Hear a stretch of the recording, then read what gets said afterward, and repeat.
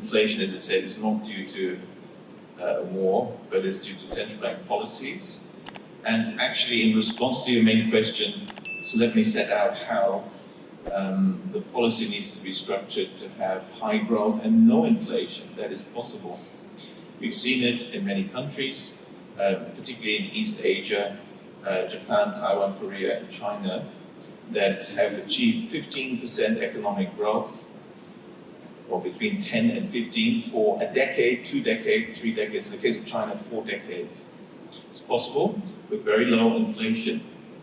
As I explained earlier, the economy is driven by bank credit creation, and it's the allocation of bank credits that determines whether you're going to have high growth or high inflation, or both, or neither.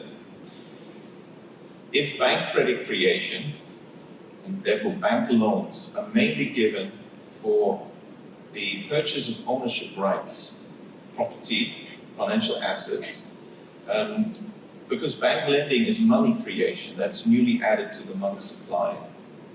You are essentially printing money and buying assets.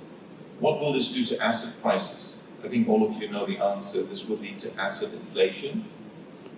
This is when it happens, and banks do this a lot, they can do it for a long time. You get asset prices rising, property prices rising, real estate prices rising, people making money in this sector, but it's unsustainable because the loans have to be serviced and repaid, and essentially you're creating only capital gains, so it's unsustainable, will result in a banking crisis and a property crash and things like that. We've seen it many times. That's one scenario. That's if banks give loans for asset purchases. These, by the way, are not part of GDP because asset transactions are not contributing to value added. That's why the national income accountants do not include them in GDP. But if banks are encouraged to lend for transactions that actually contribute to GDP, which in East Asia they were by the central bank, that ensured that most bank credit was going for the real economy. And the central bank can easily do that if it wants to, if it chooses to do this. Then you will get higher nominal GDP growth as a result. Now we still have two possibilities though. If bank credit going for GDP transactions is mainly for consumption, because bank lending is money creation, you are giving newly created money for consumer spending. What will happen with consumer prices? They will rise. Consumer price inflation. That's also not good. That's of course what's been happening in many countries since 2020. But the third scenario is the redeeming feature of our monetary system, which is a monetary system based on banks being the creators and allocators of the money supply. Central banks only create 3% of the money supply. 97% of the money supply is created by the banks through bank lending. And when banks mainly lend to businesses, especially small firms, for productive business investment in the implementation of new ideas, new technologies for increasing productivity. You have money creation, increasing in the economy, injected through the banks, but at the same time you have the creation of new goods and services, higher value added being produced. You will have no reason for inflation. You get high growth and no inflation. So, if you want high growth and no inflation, it's easy. Just tell your central bank to do its job properly and ensure that bank credit by the banks is given to firms for productive business investment only. You will see massive boost to real economic growth, to employment, to incomes, to tax revenues, and no inflation, drastic drop in inflation. It can be done, has been done. But this is one of the secrets of the banking trade, and the central banks, of course, want to keep that secret. That's why they created the false propaganda of mainstream neoclassical economics. And, oh no, let's talk about interest rates, which is complete red herring and distraction. So, Turkey can do this. We can have higher economic growth and lower inflation, or even almost no inflation. And that's the policy combination that the central bank should be adopting. And those countries that have central banks that adopt this policy do see the benefits. Ironically, the Federal Reserve itself, of course, very much aware of this, has been taking much better policies than the other central banks that have to do what the Fed tells them to do, such as the Bank of Japan, which has had the most disastrous monetary policies in the last 40 years, really, of any central bank. But the Fed itself has ensured that bank credit for businesses is booming.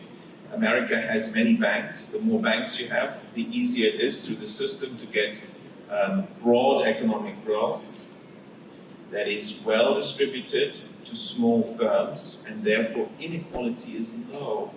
That's the secret of having low inequality. Look at the banking system. If you're like the UK and you've only got 5 big banks, they want to lend to 5, the big banks want to lend to very large companies, because if you're a big bank, then you don't want to do any real hard work as a banker and kick the tires and check the books of small firms that want to borrow £20,000. You want to do big deals in the multi-millions, in the billions, and these are the private equity funds and hedge funds that engage in the asset investment. So you don't get the productive business investment, you get low growth and low productivity, which explains what's been happening in the UK, and high inequality, financial sector not contributing to value added, getting so much of resources allocated to it. But if you're a country that has thousands and thousands of small banks, then you get high growth. And if they lend mainly to small firms for business investment, you get low inflation. Essentially, this is what the Chinese leader Deng Xiaoping, when he came to power, realized in 1978, having come back from Japan and having found out how they did it. Double-digit growth, low inflation. And he realized, okay, the Soviet system of having very few banks is not a good one, or just one bank, which seems to be what many central banks want to do through their propagating central bank digital currencies, which will harm the small banks and will get rid of banks and leads to concentration. But Deng Xiaoping said, no, we don't want that. We want to create thousands of banks, and that's what he did. He established small banks, community banks, regional banks, savings banks, local banks, provincial banks. Now China has almost 5,000 banks, and they were lending mainly for productive business investment to small firms. You get the money creation going into this creation of new goods and services, adding value that delivers high economic growth, employment, job creation and tax revenues, but no inflation. That can be done, and that's the solution. And it's always the same story. Any country can do this at any time. And Turkey, I believe, as I said earlier, is in a very good position because of the political pressure from the US bloc. There's this creation of 2 trade blocs in the world. The BRICS countries, including Russia, China, and many others, is actually growing, that are doing an increasing risk trade, and Turkey is well positioned for that, while it's of course also well positioned to help out the declining and diminishing European economies that are being crushed under US imposed sanctions. Thank you very much.